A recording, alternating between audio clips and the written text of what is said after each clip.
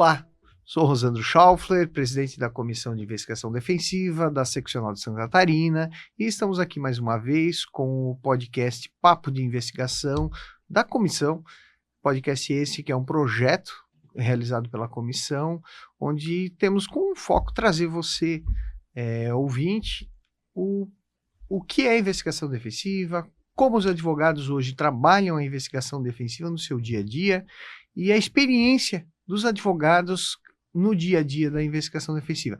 Estamos aqui com o doutor Felipe Alexandre Wagner, advogado que trabalha na área da investigação defensiva, inclusive em mega processos judiciais, e vai trazer um pouquinho do conhecimento e da expertise dele sobre o tema. Doutor, seja bem-vindo. Pergunto para o senhor já de primeiro momento, como é ser advogado atuando na investigação defensiva? Olá, doutor Rosandro, um prazer estar aqui. Então, a dificuldade para trabalhar com investigação defensiva hoje é em questão de estrutura normativa. Eu imagino que só o provimento da OAB, ele ainda precise ser transformado num aspecto legislativo, que é aquela demanda que a gente já tem há algum tempo, existe projeto de lei para implementar no novo Código de Processo Penal, mas nada impede que o advogado, o criminalista, já acabe se valendo dessa normativa interna da própria OAB, porque não deixa de ser uma prerrogativa, inclusive constitucional. Então, apesar desse caráter normativo, extrajudicial, ainda é válido e é de ser feito o bom uso desse instrumento, desde já, cada vez mais pela advocacia catarinense e de todo o país. Legal, doutor. É bem interessante isso que o doutor fala sobre a Constituição, porque a ampla defesa de contraditório, ela já é constitucional desde 88 e na nossa Constituinte a gente trabalhou isso para buscar a ampla defesa, né? E o advogado hoje, e não é que hoje ele está investigando, né? Ele já sempre investigou. Sim. Ele sempre produziu provas, né? Só que não tinha o nome investigação defensiva, né? E hoje, como o senhor vê isso no dia a dia seu? Bom, eu imagino que na prática, a dificuldade maior, assim, também para você se valer da investigação defensiva é relacionada aos megaprocessos, que vai ser o tema da palestra amanhã, do nosso evento aqui no primeiro seminário, que ele tem muito mais relação com a assimetria informacional. Vários réus ou investigados, a que ponto a defesa vai assumir o papel, se vai ser logo na fase pré-processual, que vai constituir um advogado, que ele vai se habilitar, ou se essa defesa já assume durante a fase processual. Então, a gente verifica várias operações. O próprio nome, megaprocessos, ele já vem de aquela luta contra a máfia italiana, dos maxi-processos, na Operação Mãos Limpas. Depois, boa parte disso foi inspirada na própria Operação Lava Jato. Ali a gente viu vários desdobramentos de investigação massivos mesmo, utilizando Big Data, Data Dump, que é aquela imensidade de dados a partir de quebra de sigilo telemático, fiscal, telefônico. Então, eu vejo que a maior dificuldade da defesa hoje é conseguir contornar essa dificuldade probatória, a partir do momento que ela assume. Quanto mais rápido ela assumir, se ela assumir já na fase pré-processual, mais fácil ela vai conseguir trabalhar a melhor defesa para o cliente e trazer bons resultados no futuro do processo.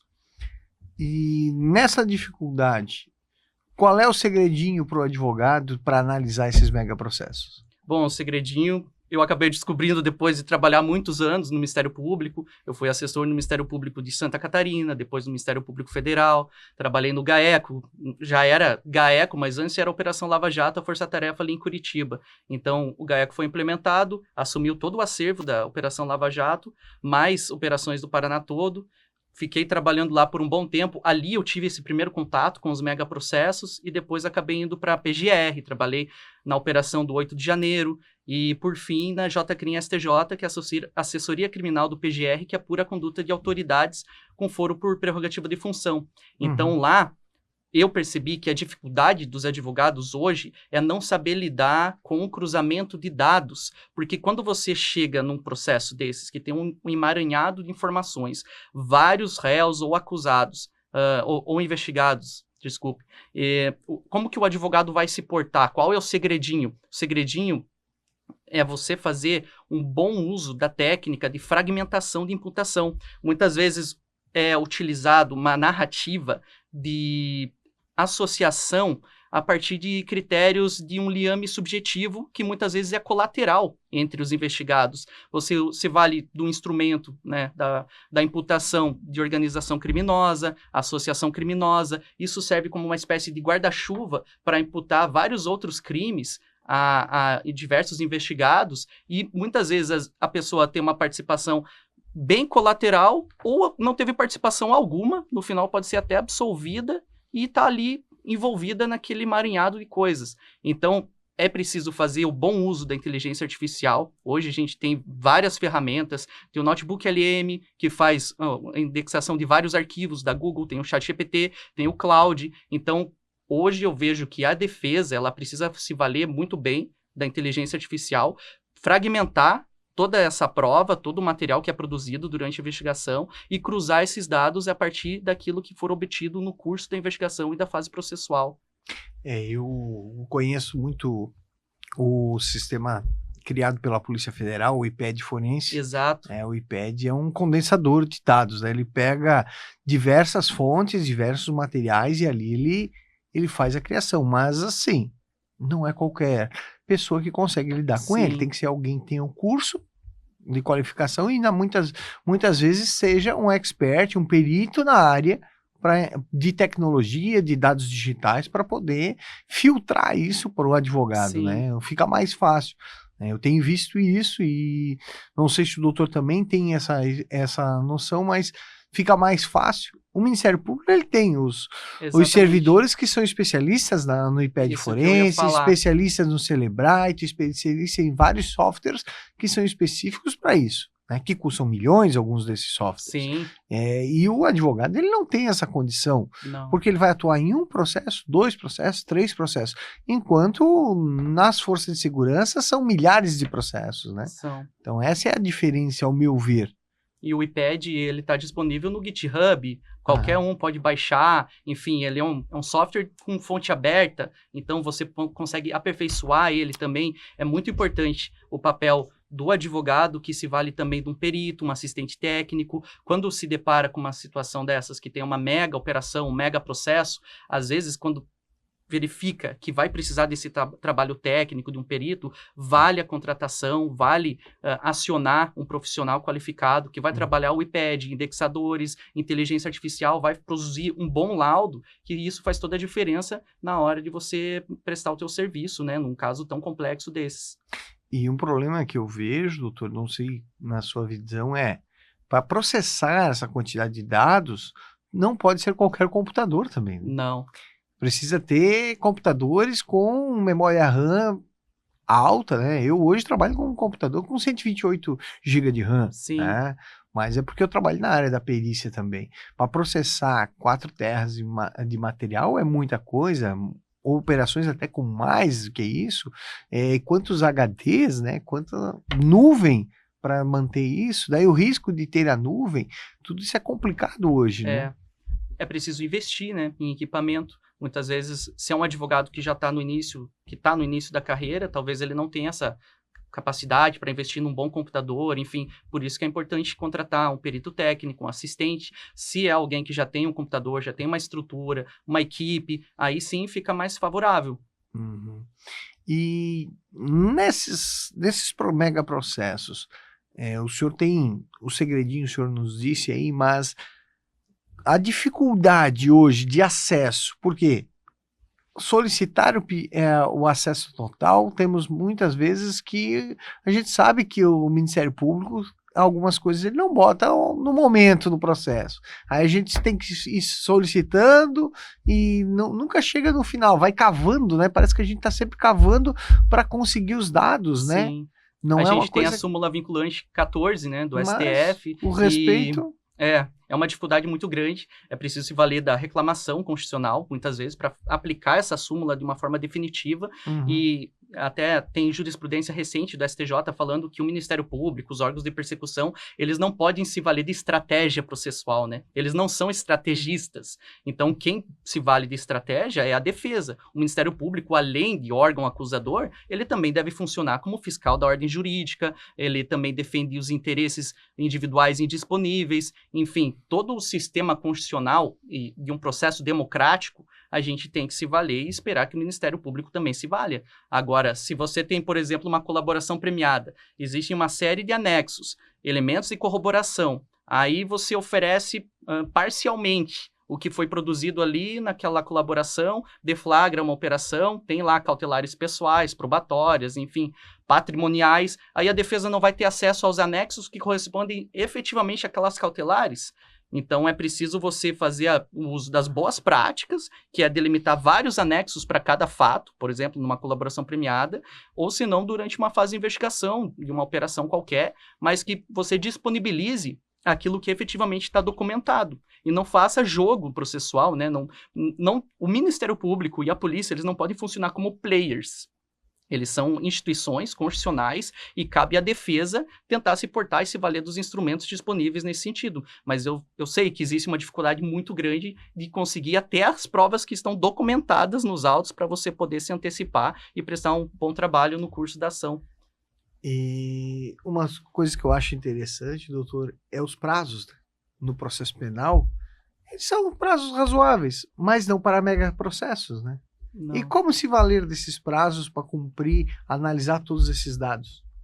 Muitas vezes o próprio juízo acaba selecionando, né, com critério de discricionariedade, a partir do volume probatório, ele concede, às vezes, um prazo um pouco maior, um pouco menor, mas tanto para a defesa quanto para a acusação, é importante verificar também até que ponto a defesa tem condições de pedir essa dilação de prazo, porque ela precisa provar também, né, que aquilo caracteriza um efetivo prejuízo ao cliente, às vezes tem um emaranhado de informações lá, peças de convicção, cautelares, não foi ainda possível obter o acesso, como o senhor mesmo diz, a defesa precisa ficar brigando para conseguir acesso até aquilo que está documentado, aí quando finalmente consegue o acesso, o prazo já está terminando. Então, não basta só pedir. Muitas vezes o juiz ele não vai deferir, né? Então precisa demonstrar efetivamente o prejuízo causado ou em potencial que pode causar ao cliente, porque a defesa acabou assumindo, né? Existe aquela assimetria informacional e tem um período muito exíguo para apresentar uma boa resposta. E principalmente porque a maioria desses processos são sigilosos, né? Sim. Eles passam dentro do crivo de sigilo e dependendo do nível de sigilo, porque tem mandado de prisão aberto, então tal parte não pode. Porque ainda está em investigação, então tal parte. E ele se desdobra. Acesso a PIC. Os acessos aos PICs. É uma dificuldade muito grande também. É muito grande. Talvez mais difícil do que o próprio inquérito. Porque a gente solicita, no processo, o Ministério Público muitas vezes faz a denúncia e junta partes do PIC na denúncia. Sim. E daí a gente, mas o PIC não está completo, gostaria da íntegra. E aí vai a discussão para te apresentar a defesa, e o magistrado diz que se fosse importante, já estaria tudo ali, e vai ser a discussão da súmula 14. Vai. A defesa precisa se valer de reclamação constitucional. Eu vejo que é o melhor instrumento, apesar de existir outros, né? Mas é o melhor instrumento porque a gente já tem jurisprudência do próprio STF. Aqui recente, se você for pegar esse ano passado, saíram reclamações assim do próprio ministro Gilmar Mendes, do ministro Zanin, tem precedentes importantes que a defesa pode se valer para questionar isso, o uso deliberado de uma estratégia pelos órgãos de acusação para fragmentar aquilo que vai conferir acesso à defesa ou não. Porque assim, o acesso, acessei, beleza, analisei, beleza. Só que daí eu tenho que investigar também, para demonstrar que aquela prova, cautelada ao processo, ela não tem o valor probatório que o Ministério Público está tentando provar que tenha, né? Então, daí vai o perito.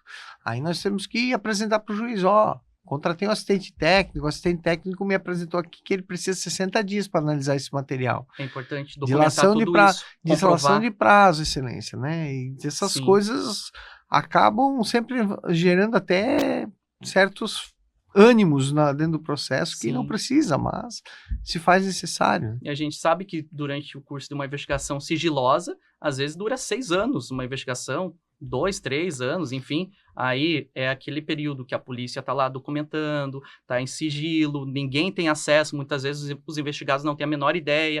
Ali passou por laudo, passou por extração de dados. Quando estoura a operação, é só depois disso que a defesa se habilita. Então, como que vai trabalhar com prazos tão exíguos? Como que a polícia, o Ministério Público tiveram ali 5, 6 anos para tocar uma investigação e agora a defesa às vezes tem 5, 10, 15 dias para se defender?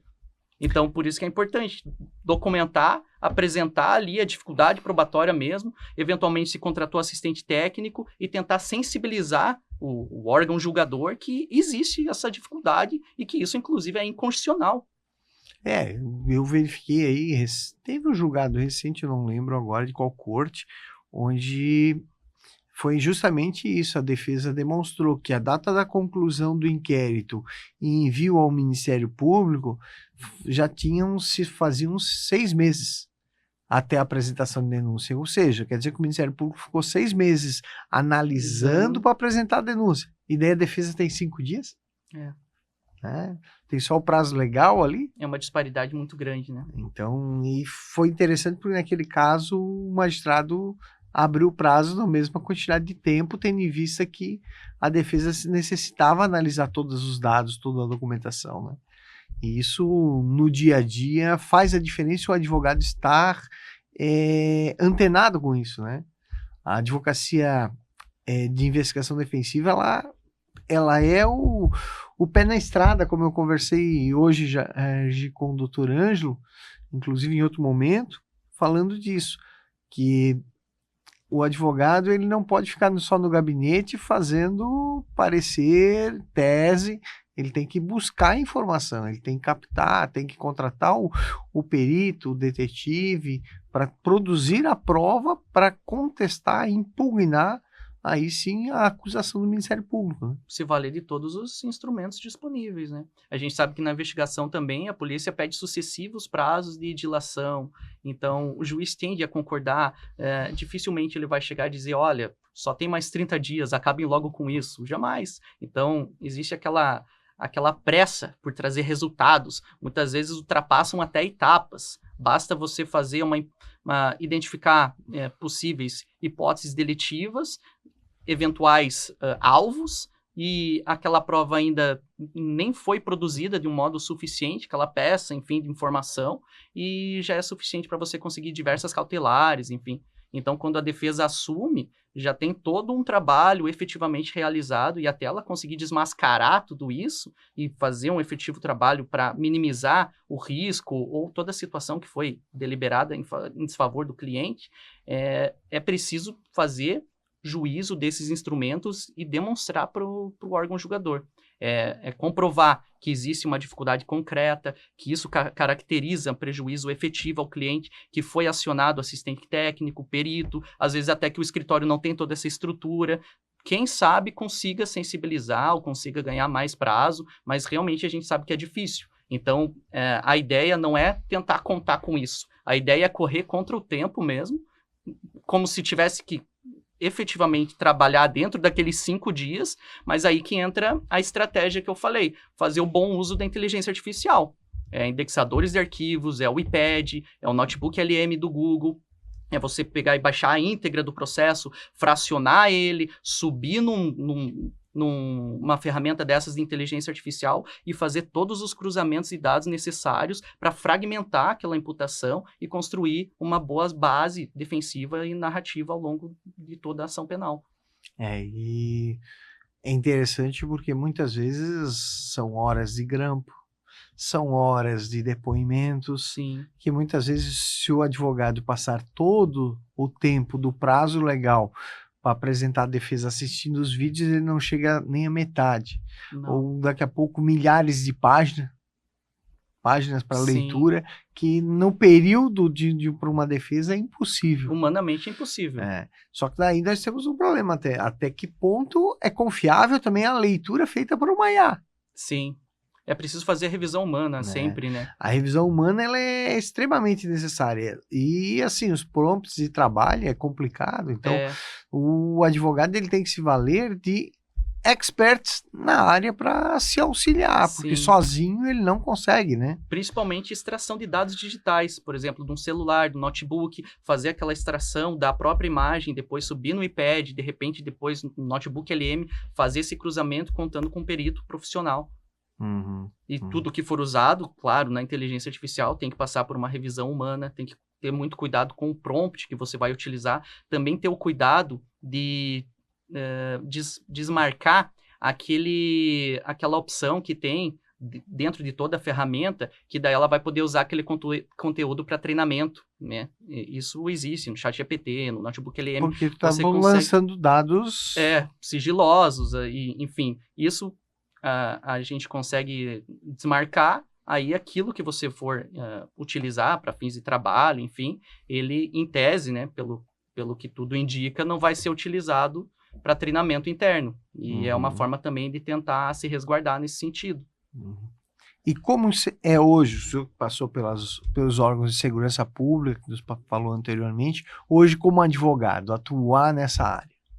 Olha, eu tenho gostado muito da advocacia criminal. Eu achei que ia ter uma certa dificuldade, porque a gente vem de mais de 7 anos aí trabalhando ao longo do Ministério Público, e eu vejo que existe muita arbitrariedade.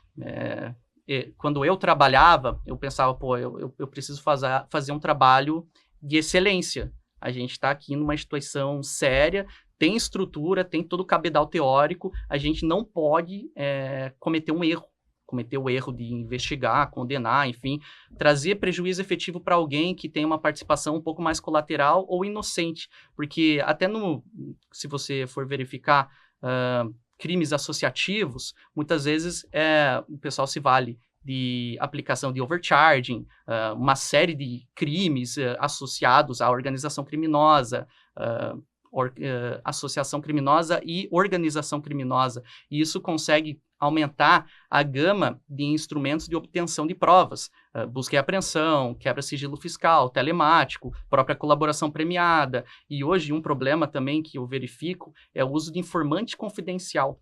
Se você tem uma colaboração premiada, existe toda uma regulamentação interna, com base na própria lei, ok? Para você acionar a colaboração premiada, precisa ter elemento de corroboração. Você não consegue condenar ninguém, não consegue prender ninguém, até para obter prova, enfim, busca e apreensão, tem que estar tudo bem documentado e corroborado. E agora o informante confidencial. Eu já cansei de ver operações, inclusive quando eu era assessor, que aquele produto investigativo está tão fraco que a polícia se vale, né, dessa carta mágica, que é o informante confidencial, que falou que fulano Beltrano praticou aquilo. Ouvi dizer. E basta isso para uma prisão preventiva, uma quebra-sigilo fiscal, uma busca e apreensão. São dados extremamente invasivos, você acaba com a vida de uma pessoa, até para fins reputacionais. Então, é algo muito mal aplicado, entendeu? Eles importaram isso dos Estados Unidos, lá já existe uma regulamentação, mas aqui no Brasil não. Então, quando a colaboração premiada não é suficiente, ou você não conseguiu celebrar o acordo, basta botar lá um informante confidencial, que daí já é o suficiente. Então, na advocacia hoje, eu me deparo com situações assim, com operações, com casos criminais, que eu penso, meu Deus, tipo, isso é um abuso. Como que o pessoal está fazendo isso? Como que o juiz não conseguiu inibir isso? Quando eu trabalhava, pelo menos a nossa equipe, a gente não fazia o uso desse tipo de ferramenta. E, enfim, eu acho que isso mais facilita o trabalho do advogado, porque ele tem que combater mesmo, tem que demonstrar esse tipo de abuso, não pode ter receio de se posicionar, de às vezes atuar de uma forma mais combativa e enérgica, claro, sempre bem ponderado, com respeito, mas se valendo de todos os instrumentos efetivos que estão aí à disposição da advocacia. Doutor, e na sua experiência, o que o senhor recomenda para o advogado? Qual é as dicas que o senhor traz para o advogado que está iniciando na investigação defensiva, enfrenta um mega processo desse, ou está na advocacia criminal, adentrando em um processo de grande repercussão, que seja um processo grande? Capacitação. Foi o que eu fiz.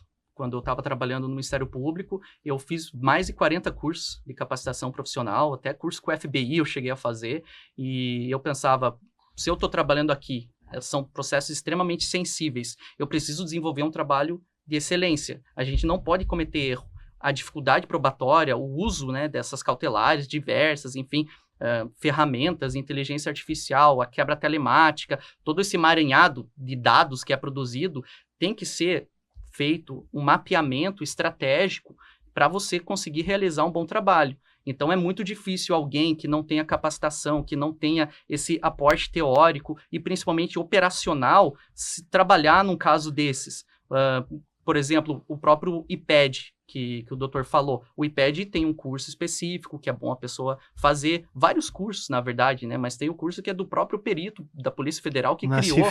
Isso, então por que não, né? É um investimento. Vai lá, faz o curso, baixa o programa, começa a testar, aplica em casa. Aí, com relação a direito probatório, eu vejo que hoje existe uma produção acadêmica muito grande relacionada à valoração de prova, estándares probatórios. Então, isso, particularmente, ele vem da Escola de Girona, lá da Espanha, e também alguns autores dos Estados Unidos, como Susan Hack. Então, na Espanha, a gente tem o Jordi Ferrer Beltrán, Carmen Vázquez. Então, hoje no Brasil existe também um produto acadêmico muito importante que a defesa tem que se valer, que é os estudos sobre direito probatório, toda a relação, a valoração, suficiência da prova, a epistemologia, qual é o grau epistêmico para você conseguir uma cautelar pessoal, criminal, uma fundada suspeita, enfim, isso tem um aporte teórico, existe o aporte jurisprudencial, a gente verifica também no STJ uma jurisprudência sendo criada pelo menos a partir do ministro Schietti, que também é importante fazer a leitura, talvez o inteiro teor de algumas decisões estratégicas, assim.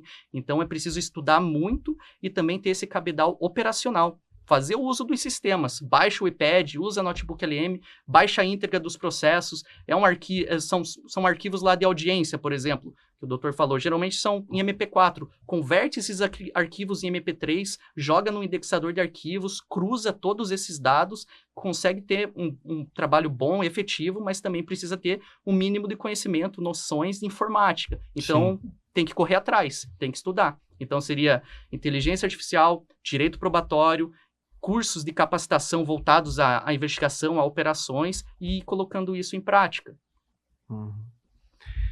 E dentro dessa tocada, nós também temos a situação do Cellebrite, né? Sim. As extrações de celulares. Sim. Que também dá para processar o material extraído dentro do iPad, né? Claro. Mas muitos advogados, eu já tive colegas advogados que me ligaram, Rosandro, tem um tal de UFDR aqui, o FED aqui, que eu não estou conseguindo entender como fazer. Preciso da tua ajuda. Daí eles abrem, eu abri aqui, eu estou conseguindo ver o software. Mas eles não sabem o que tem por trás daquele software. As formas de relatórios, né? Então, o que eu recomendo nesse ponto é sempre buscar um perito. O perito vai saber dar um norte, principalmente verificar uma coisa que na cadeia de custódia, né, da perícia, é o manuseio do aparelho entre a apreensão e até a extração. Sim. Que, infelizmente, tem em muitos locais, a gente tem encontrado autoridades de forças de segurança que têm manuseado esses aparelhos antes da extração. Feito print de tela, acessado com fone de ouvido, o Bluetooth do fone de ouvido, o Bluetooth acessou um fone de ouvido. Por quê? Porque alguém iria ouvir algum áudio, alguma coisa ali dentro daquele aparelho. Né? O manuseio, consultas, eu tive uma situação que eu verifiquei que o perito conseguiu extrair e identificar consultas na web de informações durante o período que o aparelho estava apreendido. Como? Então o celular acessou um Wi-Fi ou acessou a rede de telecomunicação, ele fez as consultas, manuseou o aparelho, sabe lá tudo o que foi feito dentro do aparelho, e inclusive as consultas eram referentes aos fatos, né? É um crime de homicídio que foi inclusive consultado o caso nas mídias. Sim. Eu achei gritante isso. E o Cellebrite tem isso também, é uma ferramenta muito utilizada, como o Ávila Forense, tem vários softwares aí hoje de extração de dados de celulares, Sim, né? excepcional. Excepcionais. A Ávila Forense foi criado pelo policial Ávila de São Paulo, né? Um policial, também é um software free, né? Sim. E o Cellebrite, na verdade, ele é pago, né? Mas ele é o software hoje mais usado, eu acho, no país pelas forças de segurança, né? E no mundo inteiro, talvez, né? É um software israelita e... E o doutor tem trabalhado, tem conseguido analisar com ele nessas mega operações? Sim, a gente trabalhava mais na época que estava no Ministério Público, né? Aí hoje em dia a gente faz o uso de perito, assistente técnico, quando precisa fazer essa extração, e quando é algo muito mais complexo, a gente também acaba contratando perito, que facilita muito. Aí, nesses casos que o doutor falou, por exemplo, quando a polícia, enfim, continua acessando o celular, fazendo uso estratégico dele, depois que foi apreendido, quando retorna para o cliente, para a defesa, enfim, se ele não contratar um perito técnico, ele nunca vai saber que isso ocorreu. O aparelho foi arrecadado, depois é devolvido a ele, é uma nulidade que você pode trabalhar ao longo da investigação ou do processo, e se não tiver um perito técnico que consiga demonstrar isso e documentar nos autos, a defesa não vai saber. Então é muito importante sempre contratar um perito quando forem se deparar com uma situação dessas, uma operação complexa, enfim, vários aparelhos eletrônicos apreendidos, e também verificar o grau de envolvimento do cliente, se vale a pena mesmo fazer o uso desse aparelho ou não. Legal. Então, doutor Felipe, eu quero agradecer primeiramente ter estado aqui contribuindo conosco, com a comissão, nesse momento de papo de investigação. Gostaria de abrir para o doutor para suas conclusões, né, e depois a gente faz o encerramento. Muito obrigado, doutor. Parabenizo pela presidência da comissão, fico muito feliz, o pessoal é muito ativo, foi muito bem acolhido na OAB aqui de Santa Catarina, então eu agradeço muito pela oportunidade de estar aqui, e convido a todos também para continuar acompanhando, né, os trabalhos da comissão. Amanhã a gente vai ter o primeiro seminário catarinense de investigação defensiva, se tudo der certo ainda haverão outros, né, então agradeço também a parceria do doutor, o convite, e fico aqui à disposição. Muito obrigado, doutora. A comissão de investigação defensiva, ela tem uma pequena lembrança para o doutor. Nós criamos aqui do podcast, onde nós temos a frase: a verdade precisa ser contada. Obrigado por compartilhar sua história conosco. Essa lembrança para o doutor, então, da nossa comissão. Muito obrigado. Por ter participado aqui conosco. Muito obrigado, legal demais. Deixa eu mostrar aqui para o pessoal.